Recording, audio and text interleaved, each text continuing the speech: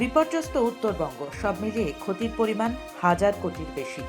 যে উত্তরবঙ্গ ভোট বাক্সে বিজেপিকে উজাড় করে ভোট দেয়, একের পর এক নির্বাচনে যে উত্তরে গেরুয়া পতাকা ওড়ে, সেই উত্তরবঙ্গের বিপদের দিনে মুখ ফিরিয়ে আছে মোদী সরকার।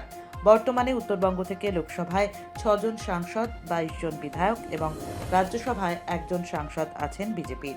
দার্জিলিং লোকসভা আসনটি রীতিমতো বিজেপির একচ্ছত্র ঘাঁটিতে পরিণত হয়েছে। উত্তরবঙ্গের পদ্ম শিবিরের জনপ্রতিনিধিরা যাচ্ছেন, ছবি তুলছেন।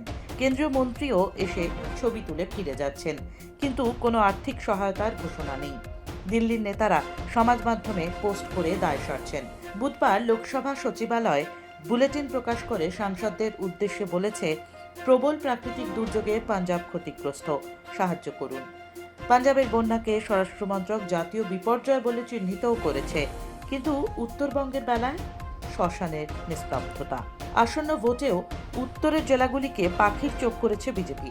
তবুও বিপদের দিনে দেখা নেই, পাশে দাঁড়ানো নেই। মোদী সরকারের কাছে উত্তরবঙ্গ কেবল ভোটের দুগ্ধবতী গাভী, যে কেবল দিয়েই যাবে, বিনিময়ে পাবে বঞ্চনা।